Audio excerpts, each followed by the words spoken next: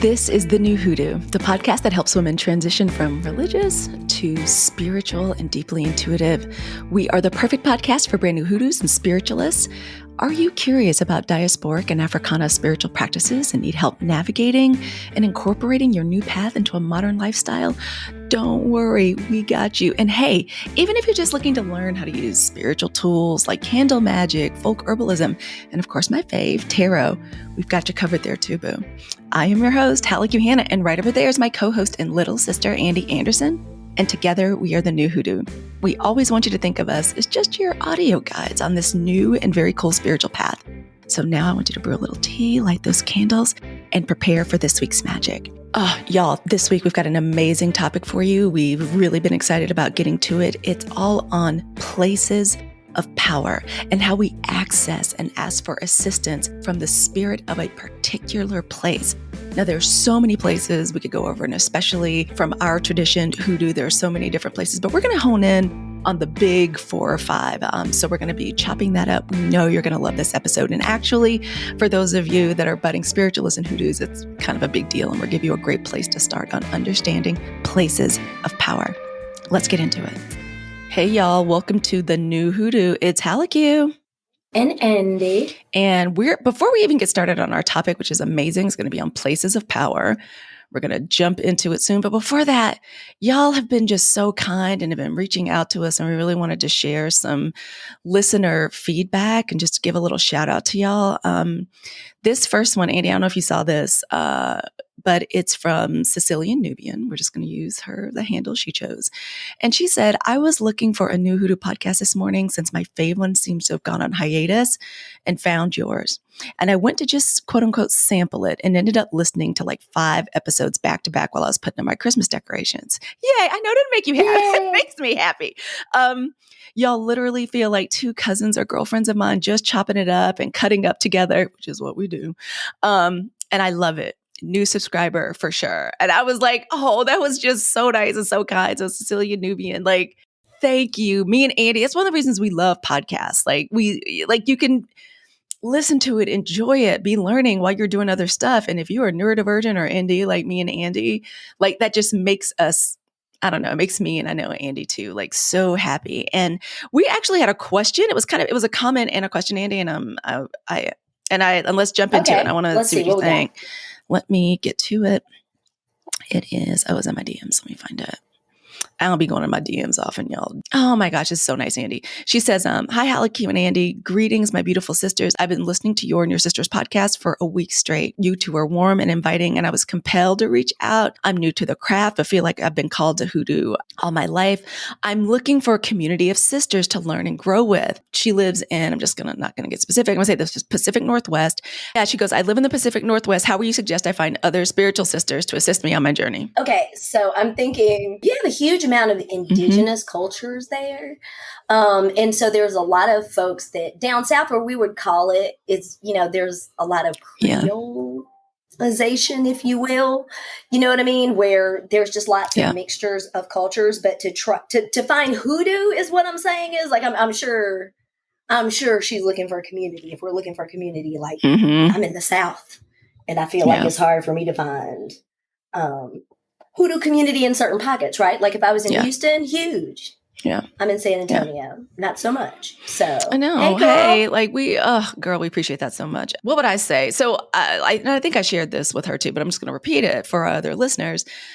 You know, hoodoo is technically, to me, an African traditional religion and spiritual practices, right? Like y'all have heard us talk about the way, it traveled, like the religion of Yoruba, Vodou from Benin, western coast of Africa traveled with our ancestors, transatlantic slave trade, and wherever we were, we were sold, our enslaved ancestors were sold, our spirituality turned into something, turned into something different. Brazil, candomblé, Haiti, voodoo, and then that carries up to New Orleans for New Orleans voodoo. And of course, hoodoo is different for everyone, depending on what state you grew up. Is it Mississippi? Is it Alabama? There's Memphis Conjure. Like Virginia has like a really amazing like hoodoo tradition. So that is really, really hard. So what I'm going to say first is some people have an ancestor-led practice, like communing with your ancestors and reading and following your connection to spirit. But for me, the way my kind of spiritual path got kicked off,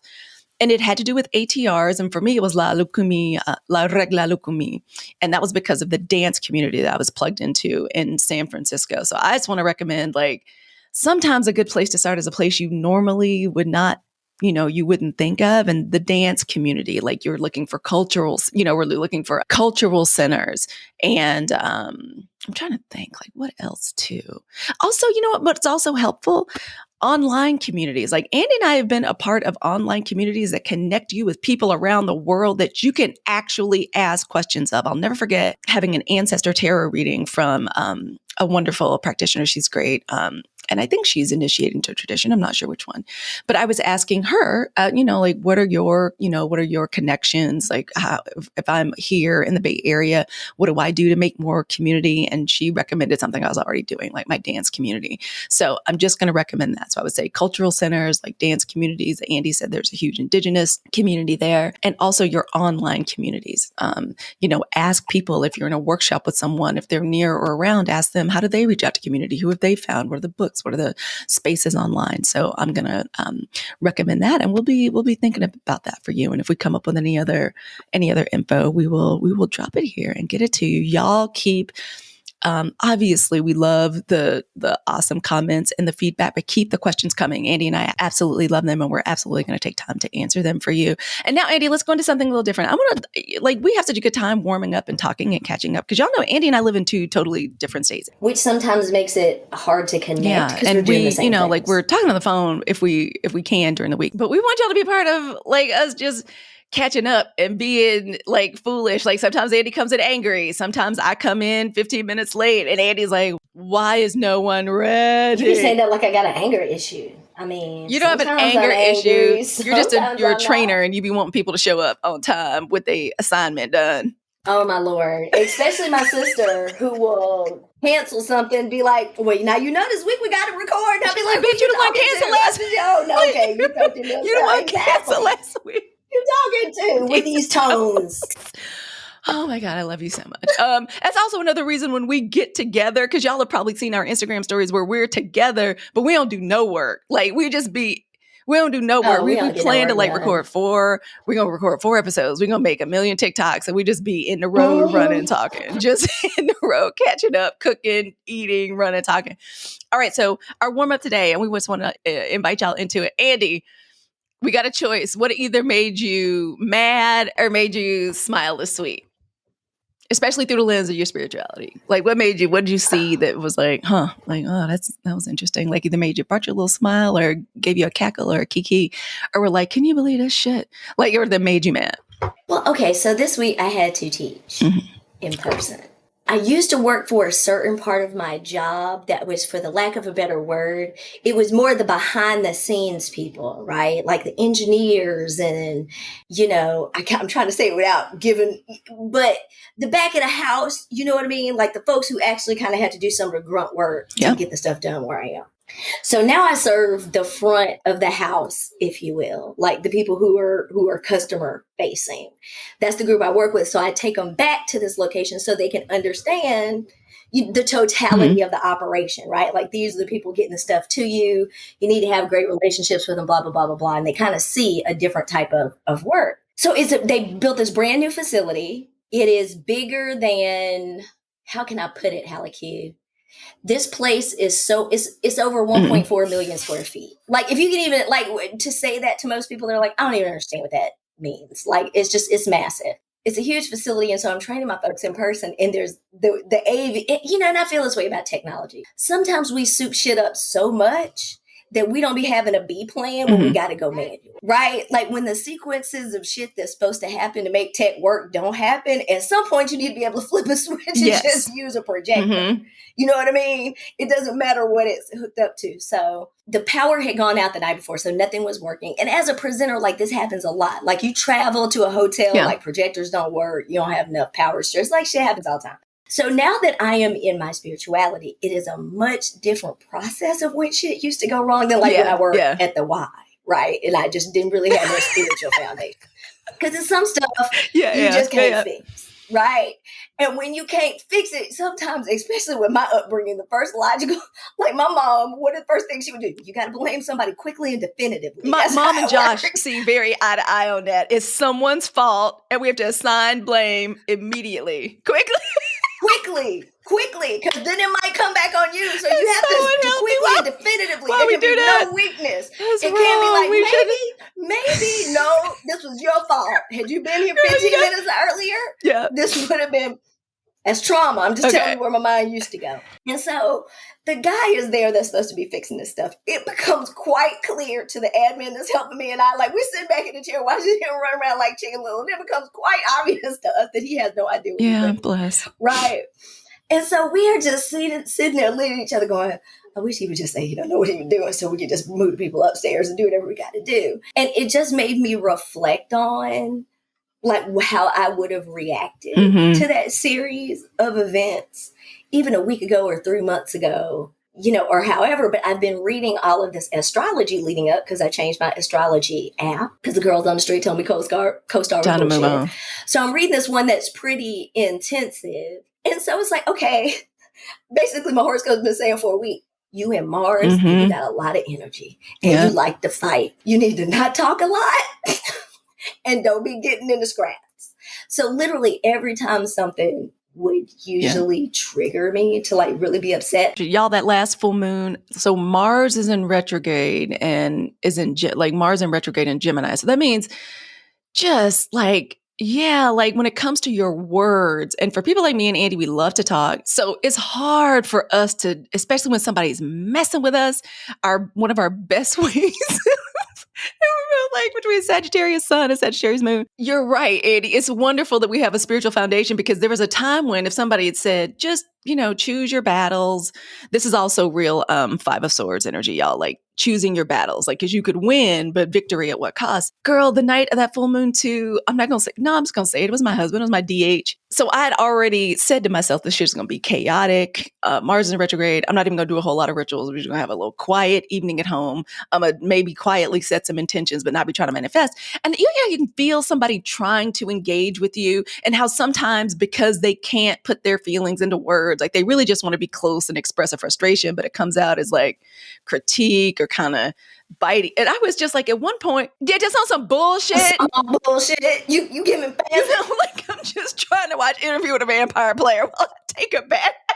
Like, what you want. And I remember thinking like, thank goodness for my spirituality. Cause I was like, but you're not, I'm not doing that. Like, and I even said at one point, I was like, babe, I need you to understand, I don't have any interest in any kind of conflict with you. What you talking tonight. About. So I love you. And but Halicue said, peace be unto you, but you gonna have to get the hell up on. Oh, girl, you know what else I did too?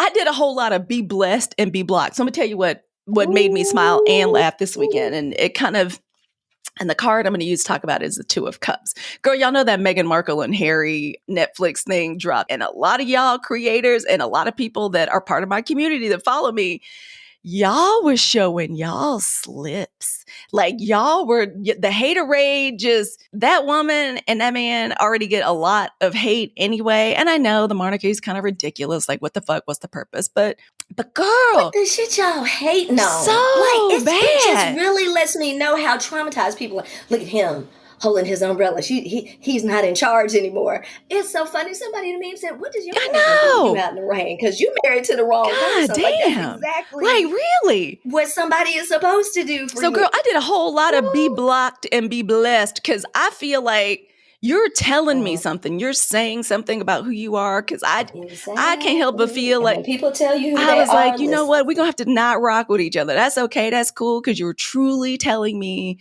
what you feel. And like, so I think of the Two of Cups. I think about these two people, like in these bizarre ass circumstances, find each other, find love. You can tell, like, you know, young people being in love, having children, having babies that were both fully formed adults, like grown people. But there is so much hatred and shade. And I'm not going to say a particular group or demographic, what y'all look like, but y'all all seem to fit a certain demographic. So I was like, oh, it's going to be a whole lot of be blocked and be blessed. I'm not even interested in the conversation, but y'all have shown me who you are. And that's cool. Like, it's one thing if you're completely, you know, apathetic about the whole thing, but some of this like vitriol and shit, like I'm like, oh, okay, now this is kind of like a big ass, I don't get it. Big ass role model for like interracial relationships, biracial children, because I'm in an interracial marriage, I have biracial children, and even in our family, girl, like there's, you know, we look like the rainbow in our family, and there's a lot of stuff you go through on, you know, both sides of the colorism spectrum bullshit that we have in lots of different communities, not just the Black community, but a lot of Asian communities too, and African communities. So I thought that was very interesting, and I enjoyed consuming the content. My concern. I'm glad you enjoyed it. Was it good? Did you enjoy it? It's like the actual content of the program. It's well done. I like Netflix in general. I like all the TV. I love that they're telling their side of the story. Also, that girl is just gorgeous. Like, I love looking at her fashion. You know, I used to live in London. Like, I'm interested in all that shit. So I thought it was well done, and I enjoy tea. And I enjoy when the tea is spilled. I feel like, I know The Crown is not a documentary, but I feel like we already have an idea of how highly dysfunctional and racist the family is. It is like under the word colonialism, like going all the way back to what the Dutch East India Company. So yeah, girl, I enjoyed the content. I thought it was good. It was absolutely worth the listen. And even if you're not into all that shit, if you're in the kitchen, just turn it on, listen to it. I think it's good. And they're just like a really pretty, gorgeous couple on the beach raising their children, making money, which I ain't got no problem with. I damn sure ain't got a problem with like a Black or brown woman like getting the coin. So as a content creator too, and a podcaster, she's a podcaster.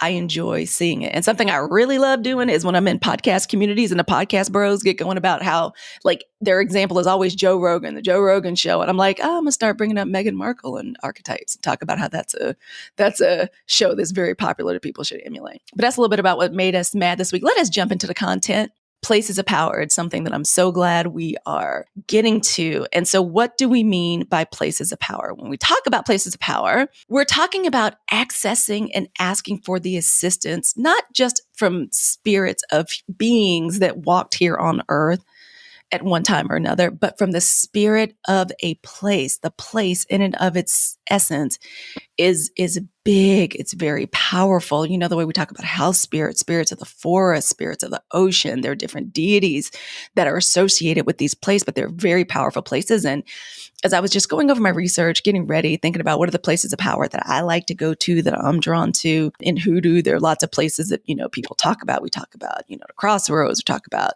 you know, going to the church, the bank, the, you know, police station. There's so many, but I thought we would talk about some big ones. The ones we're going to talk about today are places of power like the ocean, a river, the forest, and of course the big two, the graveyard and the crossroads. And it's just important for us to talk about because no matter where it is we live, there are places of power, and it's important to cultivate respect for these places, and to understand that this is a part of our practice. It can be a part of your practice too. So Andi, I always love when you talk about the why. That was just a little explanation of what we're going to talk about. Why do you think it's important for us to jump into this today? As an Indigenous person, it's important that you know places of power because a lot of them are in nature, and that makes us stewards of places of power.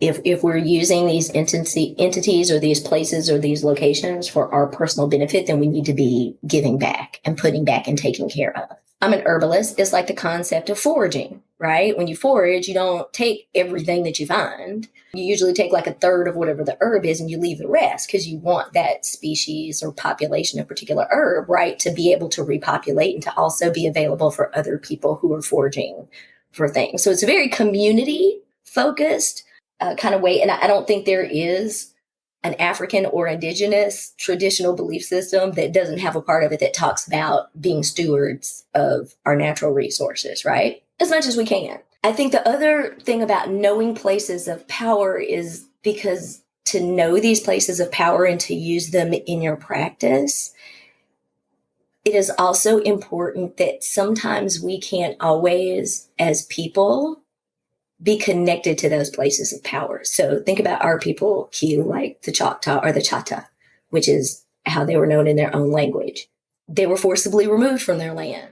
People now consider a lot of places like where the Apache and where the Comanche, where they're not from some of them are Plains indigenous groups, but a lot of those people were relocated from the Deep South. So they had to uproot, right themselves, and move across the country. So how do you take these places of power with you, right? So we all talk about, we're going to talk about another episode about dirt, but like it's just like keeping your ancestral dirt. People forage and keep certain seeds from their lineage or from their homeland or where they're from, and they nurture and carry those things with them. So I think it's also important for you to know those places of power, because as Indigenous people, we have always had to be prepared to protect our beliefs from the onslaught and violence of others. And I don't care what kind of magical or spiritual practice you're in. What's our number one rule, Q? What do I tell us in our protection? Protection first. Okay. Always protection. Okay. Because we have just systemically been persecuted for so long that we have to know how to protect ourselves, our physical person, and our spiritual beliefs. It's just one of those basic, actually, it should be the first thing that you you understand outside of shadow work is how to protect yourself. Yeah. So that's the why. Okay. That's why it's important. Thank you. And I just want to amplify what Andy said. We'll talk about it too as we go into oceans, rivers, like the forest. Like, I love the way you said that. And also I want to say too, we come with humility and respect to these places. At least I do. Like, that's generally my attitude, that I'm coming someplace powerful. I want to give offerings, but you're right, protecting yourself. And especially in some places, like, I am astonished by some of the stuff I hear people like just rocking up the graveyards, like not even not giving no offering, not coming with humility. Like, I'm gonna find a crazy soldier, like, and get his, like, I'm like, oh man, people don't. So thank you, Andy, for us laying the foundation of respect. And if we're making offerings or putting things in rivers or oceans, y'all don't be putting plastic and stuff, we don't want to be putting like messed up metals, plastic, quote unquote trash into these beautiful places. So thanks, Andy, for that. I'm going to save our tarot card pull for a little later on, but let's jump into one of our first places of power. And we're going to talk a little bit about water. And there are places of power where water is and where it flows. We are all born. We're in gestation in water. If you study comparative religions in universities, like every major religion has a story of the primordial ocean and how, like human beings are like, or there's nothing or vast nothingness or vast like bodies of water. When we talk about human beings, who are we? We're incapable of living without water. That's why it's so important to be connected to the moon. The moon controls the ocean, so of course it has an effect. It has an effect on our physical bodies, and so that is one of the first places of power. Probably. Maybe not for everybody. Probably for people, it's probably the woods, especially if you come from like Mississippi. We weren't by the ocean or by branches or rivers all the time, but we definitely had woods. But I think the ocean is a perfect way to start. The ocean is the home of Yemaya. It's, of course, oceans and rivers connected to the element water, which means, deep, deep, deep spiritual, emotional connections. The way we can remove memory with water, it feels very maternal. Yemaya is like, she is the great mother of the ocean. And it's where when I have something deep going on with me about, and Andy, I want to know what you think about this when it comes to being a mom, a mother, like deep hurt, deep pain, like that I may have around that. I absolutely will take advantage of going to the ocean. I'm lucky. I live in Marin County in California, so I'm able to get close to the ocean. But it's something that's really, really, it's a place of power for me. Like when I want to really feel into my feelings about being a mother and gather my power and possibly ask for assistance from a spirit of place, the ocean is one there. Andy, what do you think about that? How does it play a part in your practice? I think there are some of us who probably always had a natural calling from the ocean. I'm one of those people. I've always loved to swim really, really young.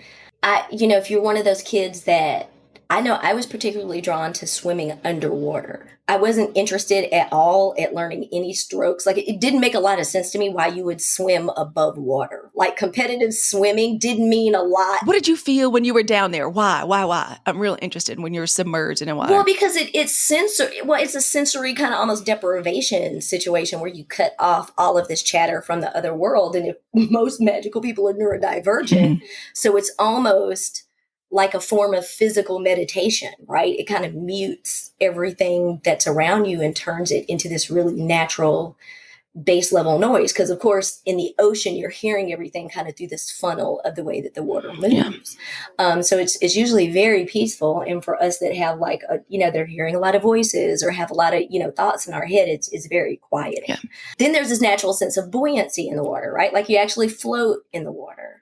And the water, moves in these systemic waves that also create its own repetition that's very calming. There's a reason why probably 90% of all the options on your natural white noise machines are water sounds, right? Babbling brooks, the ocean, waves crashing, because it's very rhythmic and cyclical in how the ocean works. Then there's also the symbology of the ocean, right? There is like if you look at how things are deposited on the beach, if you like beach combing and looking for seashells, and I love doing that with my boys, and natural pools and all the little animals and creepy stuff that lives at the ocean too. There's an amazing ecosystem in and of itself that lives in the ocean. It's kind of like space. But when you look at the way waves crash in and come out, it actually carries sediment with it and takes it away. So there's always this constant cleansing that's going on at the beach too. Lots of people look for smooth pebbles and stones and things that are made of water, because people also forget how powerful that water is. I mean, water made the Grand Canyon.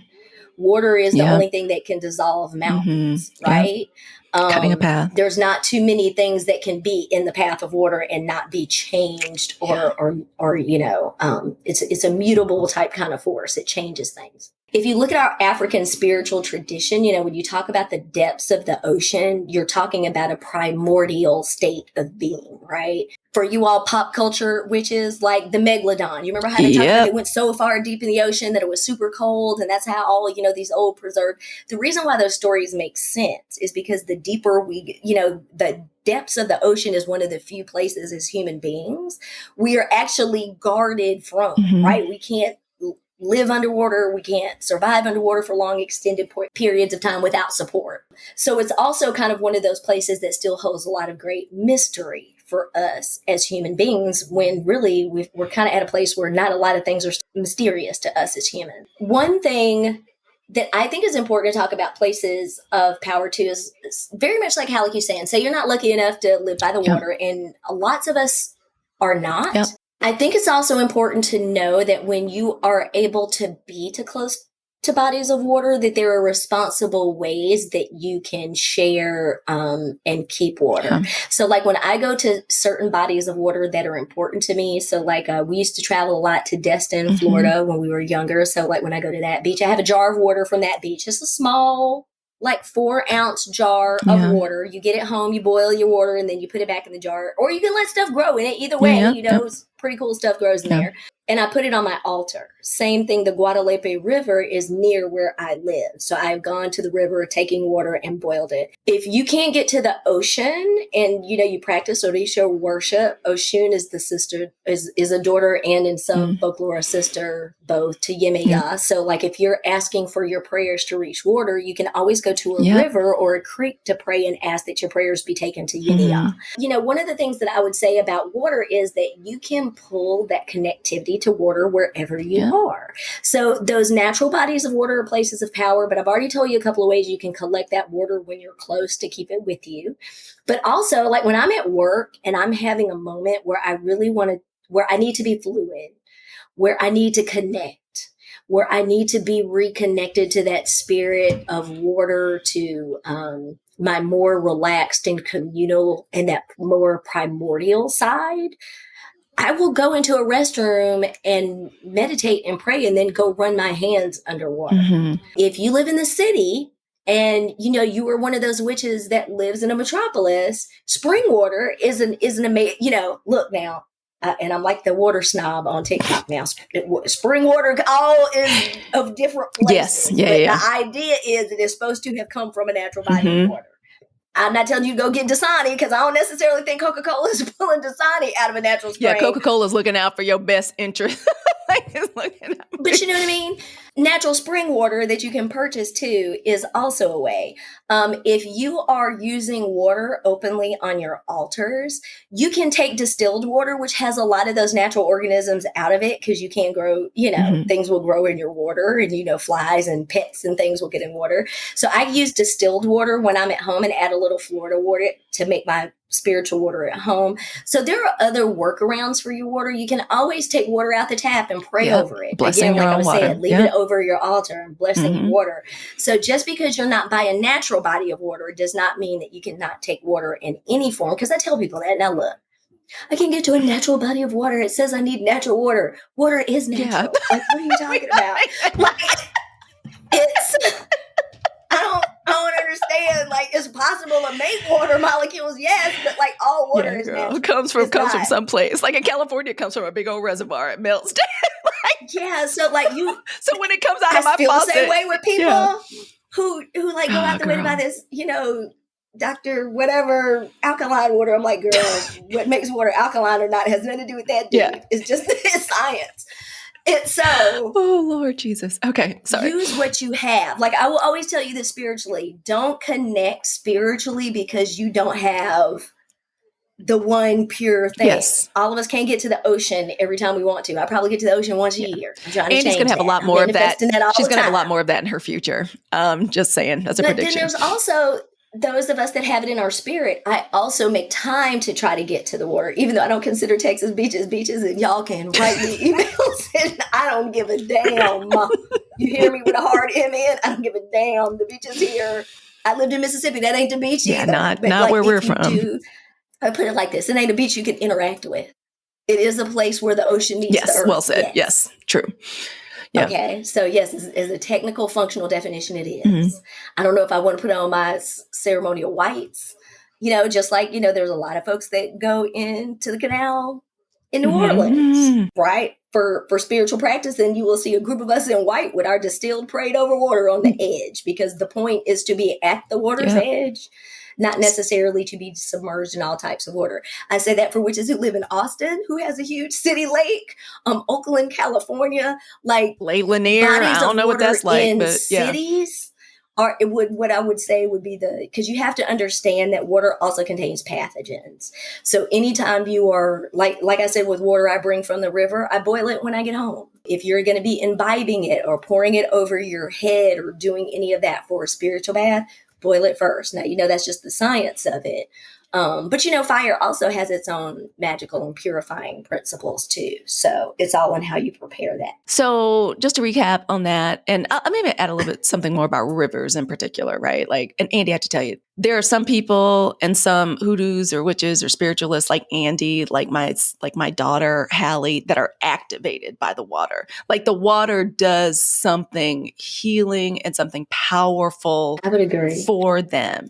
And be looking for that. Like when y'all go to the water's edge, whatever your ritual is, your meditation is, see how your spirit feels. Because some of y'all are really called to it. Like some of the Orisha or deities are really trying to talk to y'all. Mami Wata, Olokun, Yemaya, like, And somebody asked me what it feels like. Yeah, like. It feels like what I imagine they say with the sirens call. You cannot ignore it. It makes you want to do nonsensical things in the water. Like, I could float here underwater forever. Let me hear this message. And then you drown. Like that type of pull to the water it's one that I was trying to think about that old movie with Tom Hanks, Splash, where she would get dried out after a while. Like you get agitated. You feel like, like I take lots of baths and showers at home too. I know my family thinks I'm crazy. Like, how often do you? Andy boils herself every night. Often. Yep, all the time. What else about rivers? Oh, and I wanted to say one other thing about the ocean too. Like my oldest daughter is a surfer. Like I'll never forget us kayaking once. I don't really care for these on the water activities. That's not who I am. I am a house hoodoo. I like to be in my house. I don't really like being out there like in the elements the way some of y'all do. But I'll never forget being out there with her. And she was maybe 12 or 13. And at one point she was like, Mommy, we need to turn around and go back. And I'm like, well, we got these, we rented them for 2 hours. She's like, we have to go back. We have to go back now. Something is happening. We need to leave. Don't you hear that? Don't you feel that? And I was like, what the hell are you talking about? No, I just feel slightly wet in the seat of my pants because we sitting in a kayak and this is uncomfortable. But she's like, let's turn around and go back immediately. Thank goodness we listened to the child. We turn around. And see, that's how you knew you wasn't on the path. Because if you was magical right now, I just want to start rowing like, okay, pull your weight in. Let's get Girl, but that's exactly what we did. And in that moment, girl, there's this wind phenomena that happens like in that bay that is crazy. Like we were just fighting against the water, fighting against the wheel. You start hearing sirens and stuff. Like a man had to come out and like tow the whole family back. But anyway, so this is all to say that the spirit of the water is really calling to some of y'all, and like Andy, like my daughter, and y'all listen to that, because that means that's a place you're supposed to be. It's a place that wants you to access it, talk to it, community. And on rivers,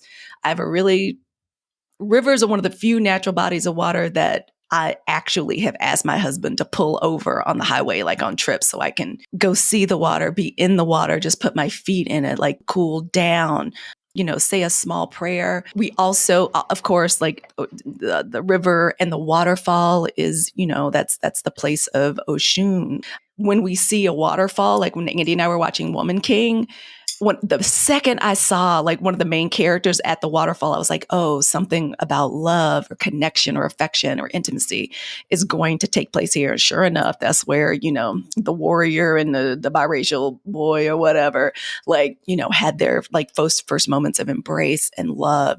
The river is where I go when I'm feeling strong feelings about love, or when I have anger about love and I need assistance. I'm not initiated, but I'm a devotee of Oshun. We know that when Oshun is, angry, she sends the flood waters. If you won't listen to the first warnings, like she'll send the flood. And so it's a place, like where I go to do work around that. And so again, just, a reminder as you, investigate these spirits, as you learn about them, please come with reverence, and please, like Andy said, we are stewards, come with respect. And Andy, can we go where anything else before we go to a third place of power? Just always ask for permission. Yep. Always ask for permission for whatever you take from a sacred place. Yes, and permission, and bring an offering. Like, I don't care what the offering is. We don't know what y'all doing. Bring offerings. Yeah, like an offering. Always. And be mindful. Like use, like our folks used to say, just common sense. Like, don't be putting plastic in the water. Don't be using Coke cans and stuff as your vessel. Like it should be natural, like and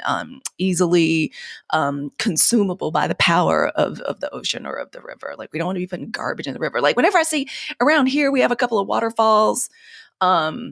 Teenagers be putting furniture in the waterfalls, and I'm like, ooh, honey, you're gonna have a rough senior year, whoever put this nasty piece of furniture. Well, and not only that, it goes back to what I'm saying of, if you're also not familiar with like water keepers and water spirits, like we have real live indigenous people that are fighting for sacred waterways in our country. Yeah.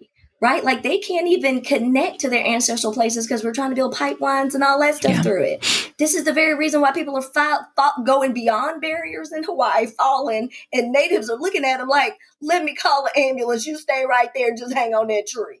I'm not coming to save you because you're not supposed to be out there. Right. It was funny. I just saw this. They were having this big town hall meeting about, how we're going to divert folks because the volcano is back active. And the woman said, first of all, let me tell you about Pele. Mm-hmm. Pele is a spirit. Yeah. You're in her house telling her where you would like her blessings to flow. That's just not how this works. We appreciate your help, but this is why natives are packing up and leaving and evacuating, because we don't divert lava to save towns and investments and resort properties. She's a deity in the spirit. You get out the way. And so I think that is also how we have to think of our waterways. They're not just there, as spiritual Kleenex for us to use and dispose of as we see fit. We should also be doing our part to help protect waterways. So write a check to your local indigenous folks who are protecting sacred waters. When you got the resources, if you live in the Pacific North, like one of our readers, go out there and meet a group of indigenous people and stand out in protest to help protect some of these waterways. Do what you can to be at local city and town council meetings when we're talking about protecting local waterways. Do I not like the lake in the middle of Austin? Yes. Do I think that industries ought to be able to shut it down? No. Because it's a natural body of water. Y'all just need to learn how to keep it clean and safe for people to use. That's your job. City of Austin, right? So those are things that you can also do. Hate to get, sorry, I got a little but you know, the funny thing is the way we were brought up in Mississippi. In solidarity. It's real funny the way we were brought up. Like, it's not like we were brought up as like environmentalists, but a quick way to catch a backhand or somebody grab you by the ponytail is to litter, throw garbage, put some garbage like Myrtle Jones couldn't stand an animal. Nowhere near her house in any shape, form. If you brought a frog to her, she'd slap you 3 waves on Saturday, but let her see you throw up. I remember one time I got mad and tossed a frog as I tried to say as a child, just tossed it a little bit. The worst one. We don't treat animals like this. We don't treat, you don't treat plants like this. You don't treat. And I just remember that as a child, like, why were we learning? Like to be nice to things, but it was because when you learn later about our belief systems, it was because we're indigenous people. That was a calling in us to take care of things because it takes care of us. Ooh, right? Girl, that reminds me of for reasons I don't even know. I'm sure it was some shit I read as a child. I put salt on a slug, and then I spent like hours crying. Grandma's like, "What's wrong with you?" And I was like, "I feel really bad. I put salt on the slug." She goes, "Well, feel bad. You ought to feel bad, like being cruel to a creature, like unnecessarily, like even a slug." So that's the bottom line, and a period we're gonna put on that sentence. Andy, let's go to the forest. Andy likes going to the forest. Last time we were actually, I shouldn't be telling her business, but the last time all the sisters were together and we needed to do a little work, we went out to the forest. I love the way one of my favorite hoodoo practitioners and authors, Sherry, I don't know if it's Sherry Shone or Sherry Shoney, in Hoodoo for Everyone, she talks about the power and the spirit of trees. How the forest is a place where something like moss that a lot of us use in our practice, like proliferates, right? Something that's, it's natural, it's beautiful, it absorbs, but it's also deceptively aggressive. Our enslaved ancestors, when they were, running away, running to freedom, or running through woods. There's resources in the woods. There's the protection, the protection of trees. There's ways to stay alive in the woods. But the woods also obscure. They're quiet and they're very, very, very powerful places. The woods is a place, honestly, I get a little rattled and scared. Andy's not scared of shit. Andy will go out and Andy has been to hiking boot Tim's wear person. It's not that I'm not scared of shit. I'm just willing to go further than you to stay alive. That's what it is. If y'all take yourself to the woods. It's like people that I hear. Well, no, because my boss is a huge, hiker. And he cisterns are one of those things that people have a huge, I actually get on my soapbox about this because people are like, you don't make, I'm not probably even saying that word correctly, but they'll make these stacks of stones to honor people and memorialize people, kind of like Moana did at the top of the mountain. You remember you're supposed to go, and people get off track and, it takes people off of mountain trails and things of this nature. When you find stuff wrapped up, like if you find natural items of this world out in nature that seem like they don't belong there, but look like litter, trash, those types of things, I will tell you this is a hoodoo, unless it's something that looks like a Nutri-Grain bar or like a Gatorade bottle that I know that someone dropped. Like if it's stuck in the trunk of a tree or under if it's suspended like from a rope, dark space, if it's suspended, tied up in a certain way, that's not your business. Please leave it alone. Just act like a member of the church of not your business. That ain't my business. Please leave it alone. Moving forward. But then again, that's also when I said to people, if that is your, like people who want to leave money and things at the crossroads, money's made of cloth, ultimately. It's better paper than most paper that's made from trees. It's going to disintegrate. It's going to biodegrade. Inks and chemicals that we use on money, not so great, right? So there are other things historically that have been used as currency that have just as much weight as money as that you could take out into nature, and it's less intrusive. Like for me, I take cowrie shells. That is a form of currency in lots of cultures, right? Metals naturally occur in earth. I'd rather you go take change, washed, cleansed change out into the woods before I would tell you to take things like soda cans, tinfoil, things that plastic are decorative. bags. And I hate that I have to say this, but y'all that are making like dream catchers and shit with sequins on it, fake and flowers and things of that nature. Like none of that stuff. It needs to be natural. It needs to be herbs, berries, nuts, trees, shells, things that are naturally occurring in the environment. But let's just say you roll upon a metal box hidden from years. And I see this all the time on TikTok. Like, we dug up, it's in my cellar. Like, do you need that for your cellar to operate? Probably not. Close that door. I mean, you bought the house, you can't get away from it. Put some salt around it and pray for it. It's yours now. But like cracking it open, Pandora, I don't think that's what you should be doing. So, there are just certain things of not disturbing others. I remember there was a video somewhere of a hoodoo that was like, people are finding money in stop signs. I was like, oh my God.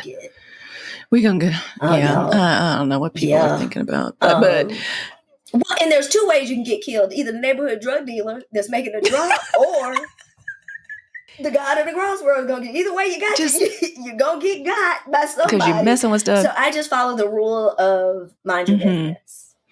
Right? But if you are a caretaker of the forest, right, and you're cleaning up stuff that you see that someone's left that's dangerous to the forest, say a prayer, protect yourself. But most people who are protectors of the forest and cleaning up that are spiritual people, I hope you are cleansing yourself and protecting yourself anyway. Before and after. Yeah.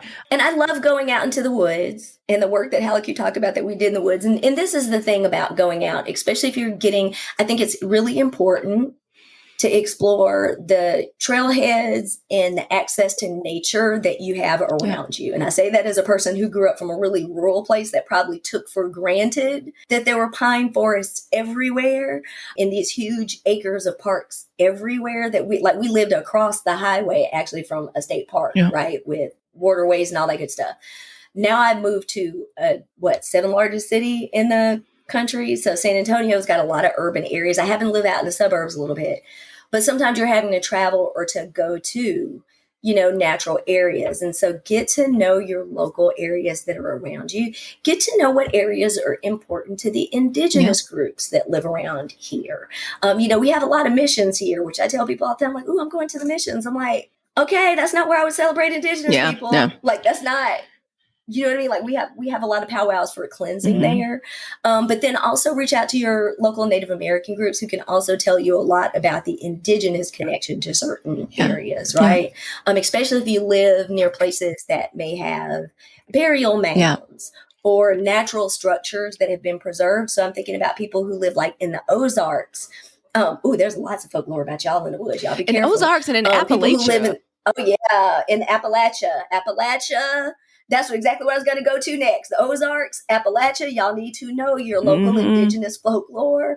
My Latinas would tell you the same thing about some places in Texas, like Chupacabra, and different, folklores and legends about things that happen outside in the woods. But I think it's all about coming to the woods with a sense of respect and also being knowledgeable about the other wildlife that we share the woods with. When you talk about the connection cue, you talk about like the spirit of Ogun. There was a time where, and Ogun was a great ruler, was really, really great out amongst the people, just was not his chosen calling. He had some tragedy that kind of drove him into the woods, but he found it to be a place of silence and solitude.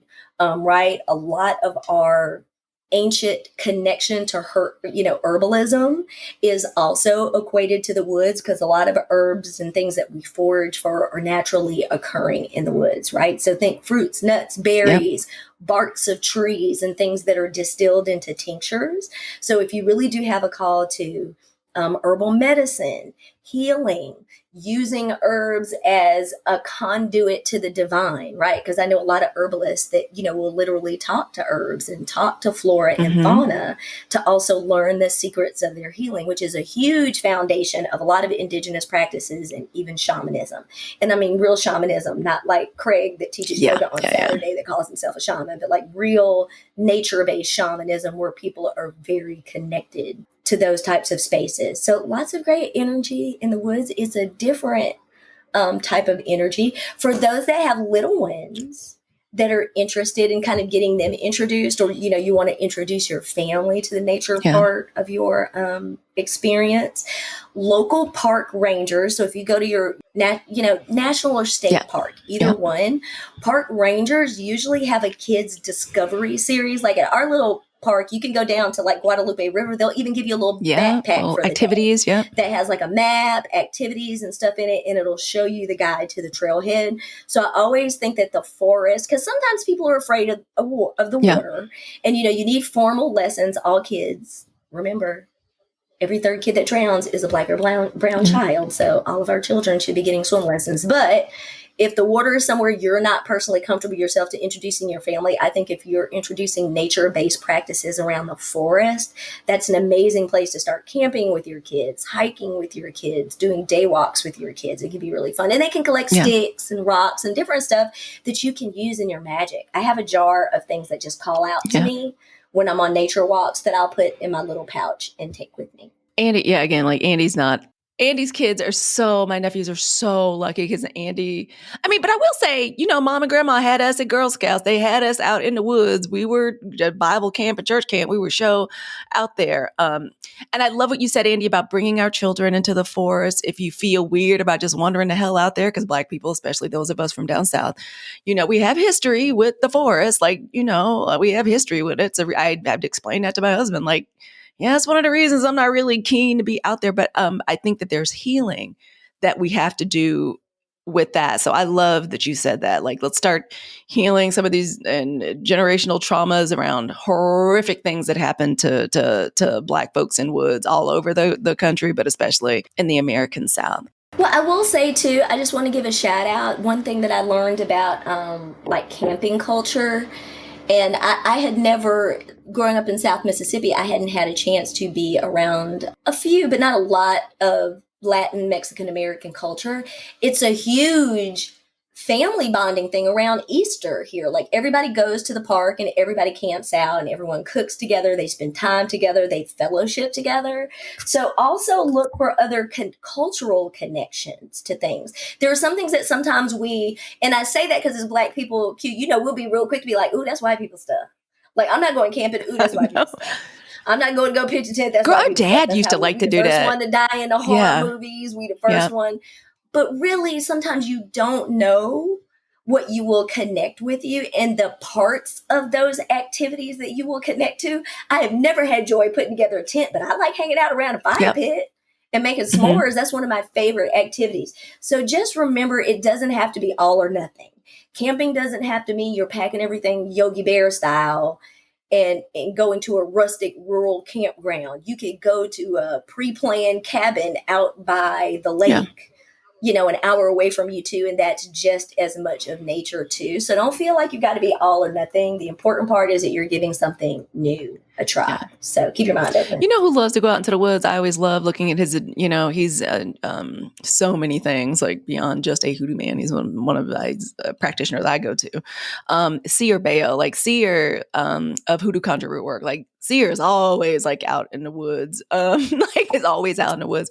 So he's a hoodoo creator that is, kind of fun to look at and follow too. And so Andy, let's get to the final big two that everybody is in such a freaking rush to.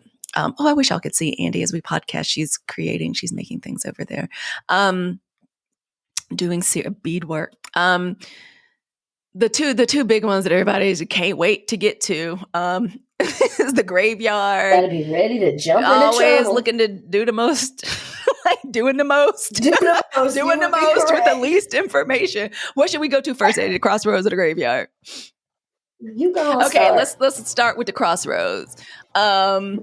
Trying to think, what was the first time we really got into understanding the Crossroads? Probably that movie. You remember that movie Grandma and Uncle Junior liked? Yeah, I got that movie on download because it's got amazing music Eric in Clapton, it. excellent series. And that was one of the first times, and we were really young, like hearing about the devil being at the Crossroads. The Crossroads is a tremendous place of power.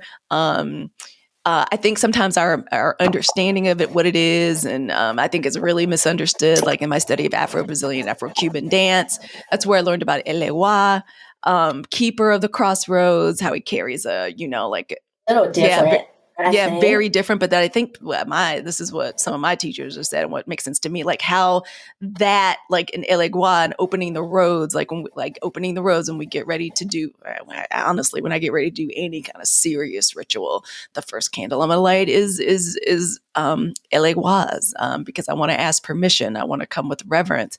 And the Crossroads, like, just to let y'all know, it's really, Andy, it's just an intersection. It's where two or more roads meet.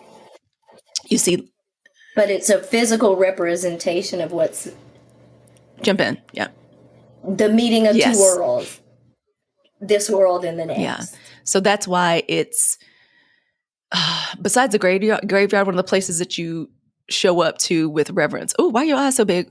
Well, I just say because it's a gate. Yeah, it's a portal. You were asking for the keeper of the gate, like so when you have imagery like keys, crossroad, crosses, these kinds of things, like there's a reason why, like when you think in popular culture, like X marks the spot, you hear these certain repetitions of imagery over again, and so a lot of people focus on like the trickster nature of it, but a lot of people are usually going to the Crossroads because they are making a request. There is some type of huge change or connection or some type of power source that they're seeking from beyond this world. Or there can be people who are experience certain blockages or challenges that are going to the Crossroad to ask that these blockages be removed, right? And to ask for opportunity to do certain things. In most cultures, it is not something that is handled lightly because the gods that are associated with the keeper of the gates also have a knack for teaching you humility, lessons of life, through the requests that you're making. So think about some of the lore, because we always talk about how spirituality is connected in a lot of ways. Think about the lore you have of like, be careful of the wish that you make to the genie, right? Be real specific. You know how any movie you've seen about making wishes, there's really be careful because there can always be a little twist. There can always be a little plot twist because it's about learning why we covet and want the things that we want and that we're asking for. And do we understand the full gamut consequences and depth of what we're coming to those particular gods to ask for? So I like to be a little fair because I think sometimes they're portrayed as tricksters or like they're out to get you. And that's not really, they're really there to teach you to be really sure and to have some forethought on what it is that you want and what you're seeking. Because you might get it. Definitely talking about these two things is y'all, please let the undertone and the understanding be coming with the utmost. Because I think people are so quick to like closing the roads for folks or, like road opening's a little different, but people are so keen to do, to I'm going to go down to I was like, you got to be going with some reverence, with some humility, still with offerings, like anything, any spell or any work you're doing that requires you to go really think long and hard about what it is you're doing and understand your ancestors. Yes. Divine. Those gods. Oh, that's one of the ways to get your feelings hurt. Don't come to them first. Like going to the Crossroads should not be the first thing you do. Like going to the ocean necessarily isn't the first thing that you should do. All of this is also through the process of seeking guidance from your ancestors first. And then usually those things will keep pushing you. And that's where you end up to some of these places of power. You get what I'm saying? But that's still a integral part of what you have to do. But clearly like big places of power. And it's another, but also too, I want to say that if this is the spiritual path you're going down. And even though it probably sounds like me and Andy never go to the cross. Yeah, we do. But if we do, it's about something big. It's generally about something pretty big. I'm trying to think the last time. And there's one that's particularly, that has always called me, that literally every time I pass it, every time I go through it, I just say like a little prayer, ask the ancestors to watch out for me and look over. I also wonder too, Andy, this is a personal philosophy. If a spell has not worked, or if after waiting the amount of time, because I'm not the kind of spell where we do, I think probably Andy, correct me if I'm wrong, is not the kind of work that we're going to get some result in the next week, 2 weeks, or month. But if after a little while you figure out, well, that didn't work, sometimes I truly wonder. Well, I tell people this now. Look, have common sense. If you want a Gucci bag, it's gonna take Gucci time. If you want a $500 goddamn JC Penney purse, you can go get that. And get 500 of them in 10 Oh minutes. gosh, it's just I tell people, think about the quality of what you want. Yeah. You don't need to be lighting a 30-minute candle for everything. I like chime candles because they work quicker. Do they work quicker? Or are you making quick? Yeah. There's a big difference between it burns faster. Like it burns. You know what I mean? Like, I just want a little candle because I want mine to burn quick. So like, that's the kind of result you're gonna get. The work you put in is the result. But I also wonder too, if one of the reasons like your spell didn't work, especially if it involved a crossroads, is if did you really leave an offering for LAY? Did you really ask him to open the gates? Did you respectfully ask for the gates to be closed? So that's something I always remember. And it's always funny to me, the candle that sometimes I forget to extinguish is that LAY candle, I find. But then I'm like, well, it needed to stay, needed to keep burning for a reason. So, and Andy, so finally, last but not least, the graveyard. And we're going to do a whole episode on dirt and dust. I think those are, especially dust, I feel like people aren't really using I feel like we don't see as much about. Ooh, your powders. Your powders. So we're going to talk about that later. But the graveyard. This is another place where, again, unbelievably powerful. This is where our ancestors are, where folks are laid to rest. There are spirits there that, there are spirits there. There are spirits that are angry that they're there, like don't want to still be there, and but haven't, but are lost and wondering. And obviously, it is a place that should inspire a great, great, great deal of reverence. That should inspire a great deal of research, especially for folks that maybe, because I feel like I see and I hear this, that maybe they don't know their ancestry, they don't know their lineage, they live far away from where their ancestors are lying, but they want to go get the graveyard dirt to use in your work, however it is you're using it, of a policeman or someone that, like, I don't know. Like, I see Andy looking. Andy, please jump in. Okay, so look, I think everyone should have there's a difference. So I think a difference. So there is dirt that is at the graves of your particular ancestors, right? So like me and Halicue have family in common where they are buried at a particular place, right? Then that's graveyard dirt in that sense. Then you just have graveyard dirt of just random graveyards where I may not know the person. I don't have any connection to the land that it's on. I don't have any connection. So, that is going to treat the type of reverence in how, it's just like how you enter your friend's house versus how you would enter your grandma's house versus how you would enter Miss May's house that maybe you go to church with. So, for instance, I took on... You remember that time we had Megan get the graveyard? Oh my God! Like, we were trying to instruct her over the phone, and she was so mortified. You want what? No, we're like, yeah, for real, girl. What you thought we was playing? Yeah. You want me to go to someone's grave? I was like, no. I tell her, not anybody's grave. Your grandmama's grave. Don't even. What are you talking about? It's your grandma. Talk to her like you talk to her when she was young. But so for instance, in a lot of our African traditional religions, and this is something that Yeye Tish also does as well too. And I think it's some Black families. I just knew it as a part of our families that there was a huge responsibility in taking care of the graveyard where your folks were. So like for us, our grandparents are buried together. It's somewhere close to our mom where we go back home frequently. So I will leave flowers for my grandparents, but I also clean up their graves. I'm tending to their graves. You're pulling out weeds. You're taking care of them. Pouring libations. I always go to my aunts and uncles because I was going to plant something. So I go to my aunts and uncles to ask them like, hey, can I plant something by grandma and grandma's grave? And this is what, we're going. So it's a practice of paying homage. And I also think any graveyard that you're going to, okay, so that's how I take care of my ancestors and where they are, right? Because my connection to them is my welcome and my entry, depending on your connection to those ancestors. Now, if it's ancestors you don't know, you need to treat them as folks that you don't know. And I always think like what Halicue says is a part of leaving offerings in graveyards, that's different to me. Depending on whether your graveyard is somewhere that's like in a municipality where there's like hours of operation and caretaking that's involved with you being there, there's going to be rules and regulations maybe on what they want you to leave and how they want you to leave it, right? If you're going to leave flowers, they need to be this kind or whatever. People do what you want to, but there's people there to help upkeep the graves, right? So you don't need to bring your lawnmower into the fancy cemetery where grandma's raised because people are already taking care of things. But there are things you can do. Like I hand cleansed I brought water and hand cleansed my grandparents' gravestones myself. It had rained a whole lot. They were muddy. So I brought my own water. I brought some Florida water. So I cleaned them down that way.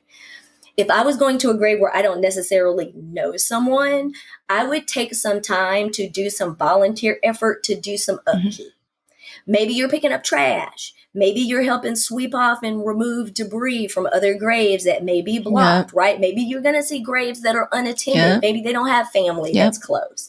Maybe they're older graves that don't have people. Maybe you're bringing enough flowers to leave at a couple of graves that you may not see. It's a good way to pay it forward because we have to understand like this fear of death or that death is the end is a very it's a very different construct than us. So people are celebrated and remembered, right? But there's always those of us that just may not have family, just may not have folks there. So you'll notice here in San Antonio, like a big part of Dia de los Muertos is not just taking care of your family's grave, but also doing that for people who may not have family, right? That are there and close and just general upkeep of this space. I think that's important. Some practices you should leave a specific monetary offering. I'm going to leave that up to you to Google, depending on your practice. Your ancestry and your tradition, And you should, if there's a specific offering that you need to leave that is a certain denomination and or type of money, then you need to do that. So those are some of the ways I would tell you to ask permission and like to handle the offering type kind of ways. And then plus I think it's the right thing to do, especially when you think about, people, there's older spouses that can't take care of graves, right? So it's also a great way to just kind of pay it forward too, right? Because death isn't the end for most of us. The concentrated physical nature of the dirt in your ancestors is almost like an amplification of the power of your ancestors from their plane. So think about it. If you could take your ancestors and distill them down to a powder or a spray and put it directly on something or in someone's food or that type of thing, it would be that more concentrated. I use it in case I need it it's for serious work. Put it for like that. If you're doing graveyard dirt themed work, then you should be knowing specifically what you need it for. As far as preparing it, I think this is real important because, like, for instance, we come from an area that's got a lot of clay and moisture. Yeah, Andy has a whole like regimen for doing it. It's the same way you prepare dirt if you were going to get a soil sample. But take the dirt out to your house and just get a clean sheet or a piece of something, that is just clean, newspaper or whatever. Lay it all out in the sunshine so it could dry out because some clay just naturally will, some dirt just will naturally have water in it. Once it dries completely out, and that also leaves it in the sun. It should kill whatever bacteria or anything that might be growing in it. I pick out all the grass and biological matter, like anything, because if you put it in a jar and close a lid on it and it's still got water in it, it's going to be like a terrarium. Whatever's in there will continue to kind of grow and breathe and make its own environment. So you do that to kill everything in it that's living, so that when you put it in a jar, it doesn't create like its own environment that you get mold and that type of stuff. That's not great in your house. Yeah, it's the same way you would prepare soil, like if you were doing a soil test. You just want to dry it all out. Yeah. So you don't have creepy stuff in there. And perhaps in future, and when the next time we're working with a particular dirt, or especially graveyard dirt, maybe ANDI on IG can run us through her maybe it's not complicated, but it definitely takes time and it takes patience. And again, this is to say that it's really not fancy. But I remember as you were doing it, oh, right, okay, this makes total sense. And ANDI's also a master gardener and understands soil and that kind of thing more. And in some traditions, there's other dirt you may want to collect because of, like ANDI says, the concentrated and distilled power of whatever is in it. We love delivering all of this magical audio goodness directly to your ear holes, so take this sweet moment to tap the subscribe button so you never miss a single episode. But if this week's episode really delighted or inspired you, we want to hear from you. We know there's a question y'all have been dying to ask us, and as much as we love to talk, because we do, we know that you know how excited we are to answer your questions. So email us at pillarsporchpath@gmail.com and tell us what is on that magical, mystical mind of yours. Really, we want to hear from you, and especially about what magical topics you'd like for us to explore in the next season. All right, you boss witches, heavenly hoodoos, and sexy sirens and spellcasters, I miss you already. But see you next week, same day, same time on the new Hoodoo.